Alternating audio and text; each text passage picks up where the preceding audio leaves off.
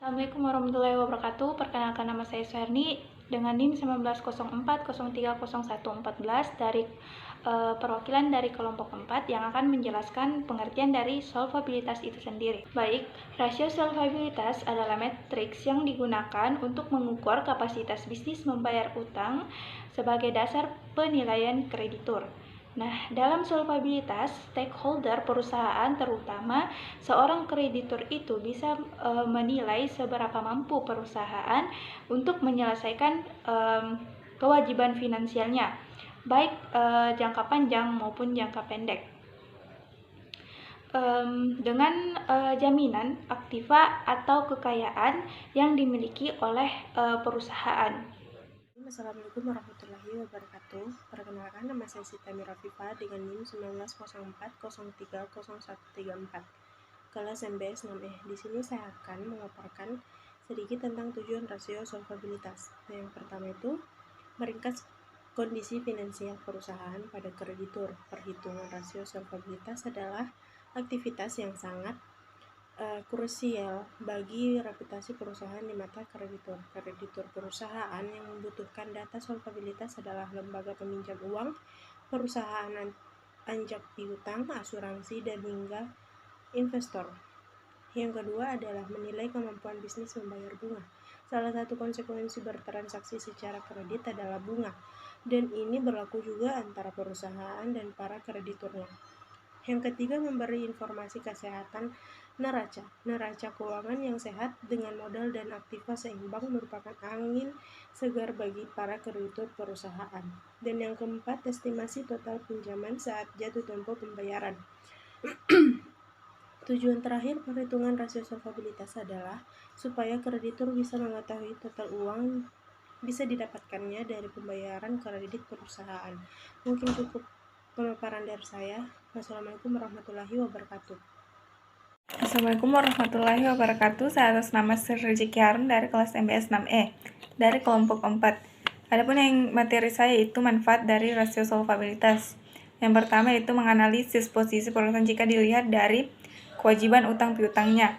Yang kedua, berguna dalam mengetahui sejauh mana perusahaan mampu memenuhi utang-utang beserta bunganya. Dan yang ketiga, berguna dalam hal peninjauan keseimbangan terhadap modal perusahaan. Yang keempat, berguna dalam kemudahan mengetahui berapa banyak aset perusahaan yang disokong oleh utang. Yang kelima, berguna dalam rangka menganalisis pengaruh utang terhadap pengelolaan aset. Yang keenam, berguna dalam hal kemudahan untuk mengetahui berapa porsi modal perusahaan yang dijadikan suatu jaminan utang jangka panjang. Yang ketujuh, bermanfaat dalam mengetahui jumlah dana pinjaman yang akan segera ditagih atau jatuh tempo terhadap suatu modal perusahaan. Demikian dapat saya sampaikan. Assalamualaikum warahmatullahi wabarakatuh. Assalamualaikum warahmatullahi wabarakatuh. Perkenalkan, nama saya Rija Sakmal dengan NIM 1904030127. Di sini saya menjelaskan kelanjutan materi tentang manfaat rasio solvabilitas.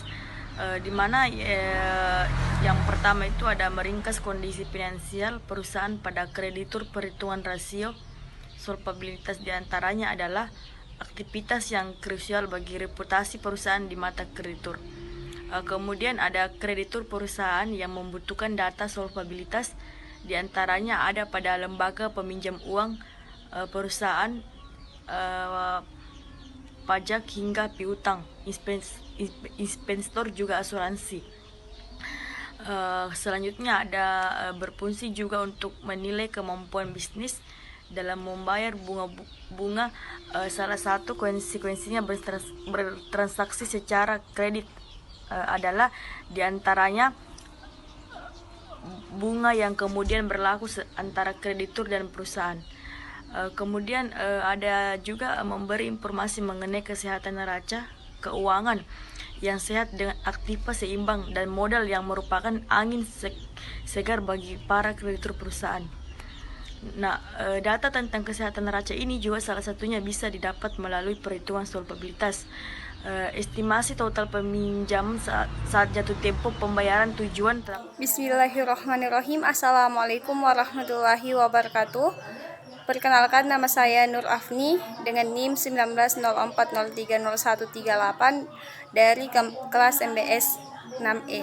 Nah, di sini saya akan melanjutkan materi terkait dengan analisis laporan keuangan rasio solvabilitas dari kelompok 4. Nah, di sini saya akan membahas tentang jenis-jenis rasio solvabilitas. Nah, jenis dari rasio solvabilitas ini ada 3. Yang pertama itu ada debit to equity ratio atau rasio utang terhadap ekuitas. Nah, pada rasio ini akan memaparkan porsi relatif antara utang dan juga ekuitas yang kemudian digunakan dalam membiayai aset perusahaan. Nah, untuk yang kedua ada debit rasio atau rasio utang, yang dimana debit rasio atau rasio utang juga akan menilai seberapa besar perusahaan berpatokan pada utang dalam membiayai aset. Nah, untuk yang ketiga ada times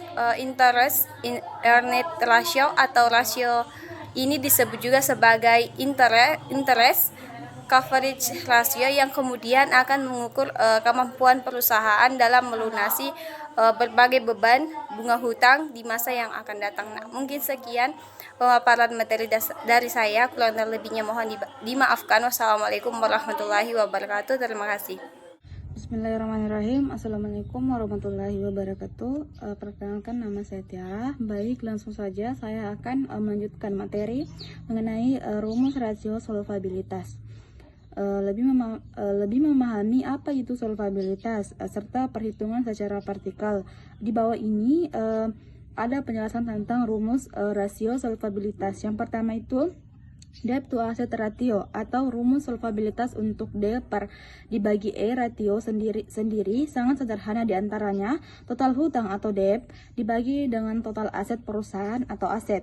Jika nilai D dibagi A ratio lebih dari 1,0 maka berarti solvabilitas perusahaan sedang berada dalam masalah. Rumus rasio solvabilitas yaitu D dibagi A sama dengan debit dibagi aset. Kemudian yang kedua itu debt to equity ratio atau rumus suatu solvabilitas. D dibagi E ratio sendiri hampir mirip dengan D dibagi A ratio, hanya berbeda di akumulasi ekuitasnya saja. Nilai optimal D dibagi E ratio sendiri adalah 2,0. Rumus rasio solvabilitas D dibagi E sama dengan debit dibagi equity. Kemudian yang ketiga debt to capital ratio. Sementara itu debt to capital ratio berikut ini rumus solvabilitas D dibagi C atau leverage ratio yang sedikit berbeda dengan D dibagi A atau D dibagi E ratio. Rumus rasio solvabilitas D dibagi C sama dengan debit dibagi equity. Itulah materi dari saya. Terima kasih. Wassalamualaikum warahmatullahi wabarakatuh. Jadi untuk materi selanjutnya saya akan membahas yaitu perbedaan solvabilitas, likuiditas, dan viabilitas. Pada dasarnya, solvabilitas adalah perhitungan jumlah hutang perusahaan dengan aktiva yang dimiliki sendiri. Likuiditas merupakan perbandingan berapa banyak aset lancar atau kas milik perusahaan dibandingkan aset tak lancarnya. Terakhir, viabilitas adalah rasio antara solvabilitas dan likuiditas. Sebuah perusahaan dinyatakan sehat apabila likuiditasnya minimal setara dengan solvabilitasnya. Apabila solvabilitas lebih tinggi daripada likuiditas, maka perusahaan tersebut kondisinya finansialnya sedang tidak sehat sehingga membutuhkan restrukturasi neraca atau strategi keuangan yang lainnya. Mungkin sekian. Assalamualaikum warahmatullahi wabarakatuh.